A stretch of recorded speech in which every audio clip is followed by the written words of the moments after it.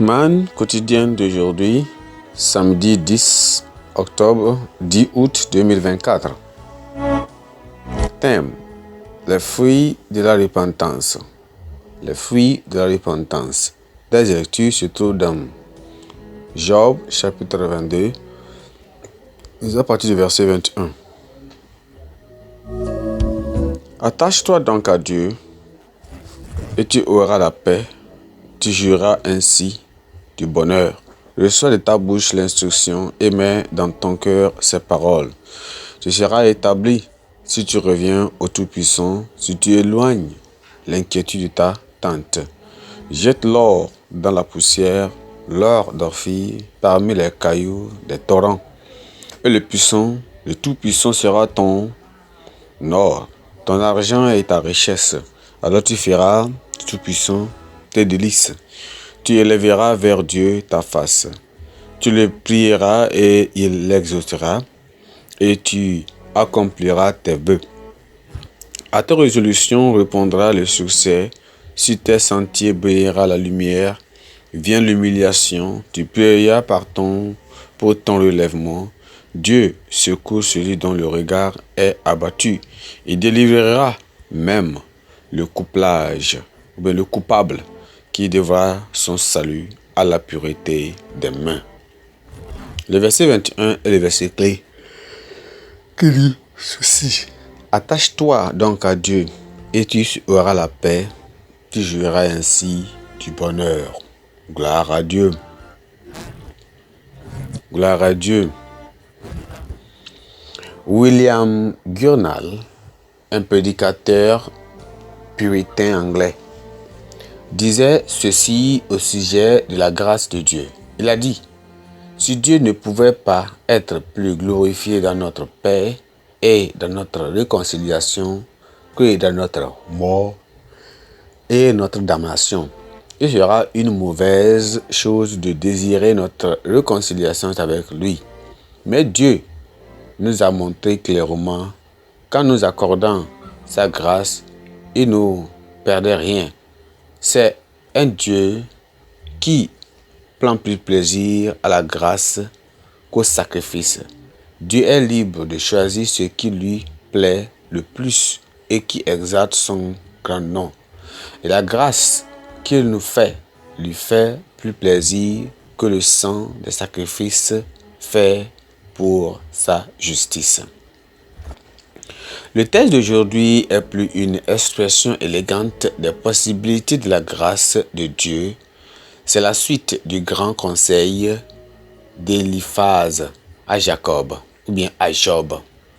Malgré le fait que tout le conseil était basé sur une fausse accusation selon laquelle tout ce qui était arrivé à Job était le résultat du péché, il comporte des principes scripturaires très vitaux et du portée universelle. La repentance, c'est-à-dire demander avec pénitence le pardon pour nos péchés et s'en détourner, c'est ce qu'on appelle la repentance, et la réconciliation avec Dieu sont entièrement au bénéfice du pécheur. Cette expérience transforme le pécheur ainsi bien intérieurement qu'extérieurement et lui ouvre la porte des bénédictions physiques et spirituelles. La première chose à noter est que lorsque nous nous réconcilions avec Dieu, nous attirons sa faveur et nous commençons à jouir de la paix de Dieu qui surpasse tout entendement. Et de cette paix et de cette faveur spirituelle germineront bien d'autres bonnes choses. La providence divine de persévérance, de provision, de protection et de pouvoir s'accroît dans la vie de ceux qui se tournent vers Dieu et conforment leur vie vis-à-vis de sa parole. Ce sont les garanties à l'exaucement de leurs prières et à leur révolution répondra le succès. Il est possible de posséder la richesse, les contrats, bien même les contacts et même la célébrité dans ce monde. Mais tout ceci ne vaut donnera pas une satisfaction et même un accomplissement de soi si vous n'êtes pas connecté à Dieu. Le péché est la chose qui nous sépare de Dieu. Ainsi, se connecter à Dieu signifie rejeter le péché. Cependant, personne ne peut le faire par lui-même. Christ est venu payer le prix du péché et ainsi briser son pouvoir. Toute personne qui se repent et met en lui sa confiance se réconcilie avec Dieu et se rend disponible pour recevoir les innombrables bénédictions de Dieu. Lorsque on se donne à Dieu, nous allons reproduire des fruits dignes de la repentance.